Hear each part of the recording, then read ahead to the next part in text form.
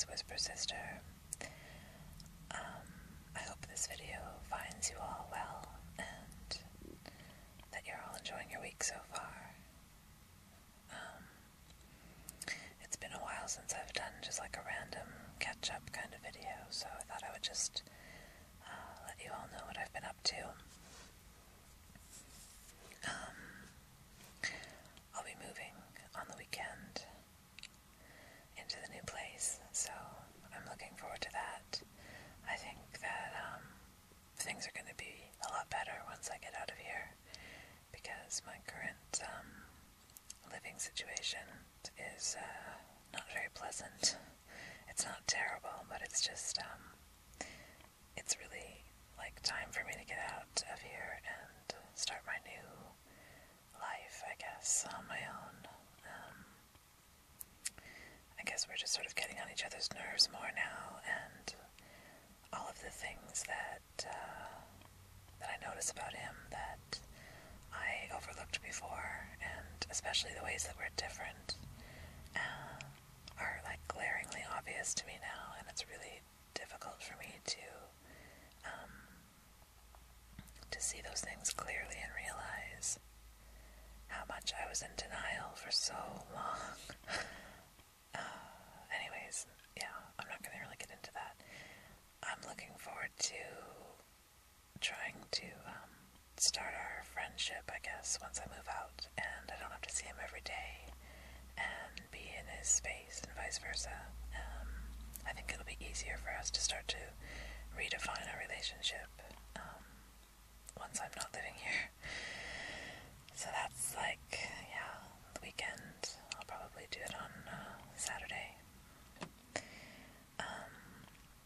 What else? Yesterday I went with him and his mom to a race that they were running in. I just sort of went for support, I guess, and to take pictures. So, it was fun, I guess. I mean, they both did really well, so that's cool. It's not really my thing, but, you know, I think he was glad that I went. Although it was sort of awkward to hang out with her because he still has not told her that I'm leaving. And, yeah, I can't believe that.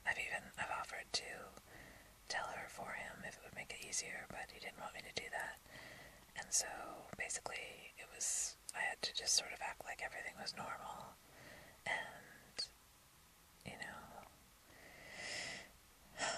it was hard because I'm actually quite close with her, or have been at different times, and spending time with her and him the way we used to made me kind of sad, I guess, about how things are going to be changing. And I feel bad that she doesn't know. Like, I feel like I'm keeping a secret from her. Although it's not my place to tell her, I guess, but it was weird. And then we went for lunch after the race, and we went to some antique shops and stuff, and I went to, at one of the shops, I found a bunch of old postcards that had been, like, written and mailed, and the first one that I picked up was, it said something like, to my dear friend, why don't you write me? Have you forgotten about me? And, you know, write as soon as you get this. And seeing that written out on a postcard from who knows how many years ago, really kind of hit me, because it's a sentiment that I can identify with at the moment. And it just kind of made me realize how similar we all are, you know, for all the reasons that we think we're all different and unique. And we are, but, you know, really, there's so many ways that we're the same.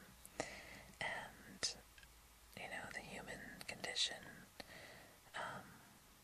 is just so universal, so much more than we realize, or more than I realize, I guess, and it also just made me think about how short our lives are. Like, I'm just assuming that this person is either, passed on or really old or just, I don't know, it just made me a little bit sad and wistful about the whole brevity of our lives.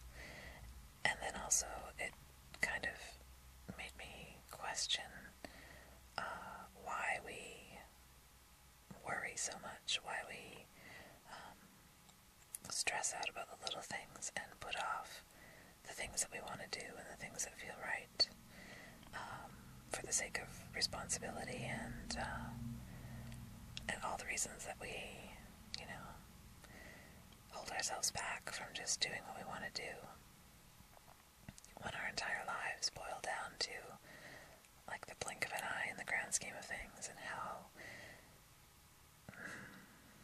I don't know, I'm just thinking more and more lately how little time I have here, and how I've been living my life as if I have all the time in the world, and that's really not true. So it's kind of a good, I guess it's a motivator, but it's also a little bit, it's bittersweet, I guess, let's say that. And then today I was talking with a coworker of mine, well, a friend really. She's, we've gotten to be pretty close already, and she told me a story, something that happened to her on the weekend that was just nuts, but it put things into perspective for me as well. She stopped a girl from killing herself on the SkyTrain platform during the weekend. The SkyTrain is like a rapid transit, I guess similar to like a subway system, but most of the stations are above ground, up, well, even raised in the air, so hence the SkyTrain. But anyway, so my coworker was at this station that, first of all, she normally wouldn't be at because she had gotten on the wrong line, which she's never done before, and had to backtrack. And so she got down to the platform, and she noticed this couple having kind of like a really subdued, low but intense argument, and she just sort of had this feeling that she shouldn't get on the train until she saw them leave, that something wasn't quite right. So she sort of stood close enough to them to overhear, but not so close that she was in their space, and waited for them to see what they were going to do. And I guess at one point they left the station, and she was going to get on the next train, and before the train came, the girl came back without the boyfriend, and she said like she could just see her walking into the station, and her face looked just like disturbingly vacant. And she said she tried to motion to a man that was closer to the girl than she was, but he just ignored her, and she just got a sense that something wasn't right with the way the girl was walking and just the way she was acting. So yeah, the girl started walking towards the edge of the platform, and my coworker saw the train coming, and somehow, basically what ended up happening was she got herself between the girl and the track, and as the girl jumped, she grabbed her in like a bear hug and wrestled her to the ground, and just barely missed, basically also getting hit, because had she not been strong enough, this girl would have jumped both of them into the track. And so she sat with her for a while, and the boyfriend came back, and they talked and left like 5 minutes later, hugging and, gonna work everything out. And my coworker, needless to say, was very shaken up by this whole incident, and like she couldn't believe that all these people just ignored, they didn't even, she just said, like, what did she say? She said she was bothered by the fact that they were all so absorbed with themselves and just, stuck in their own heads, that they just didn't even notice what was going on, and basically would have witnessed someone take their own life in front of them. And to me, that just sort of makes me think about the fact that,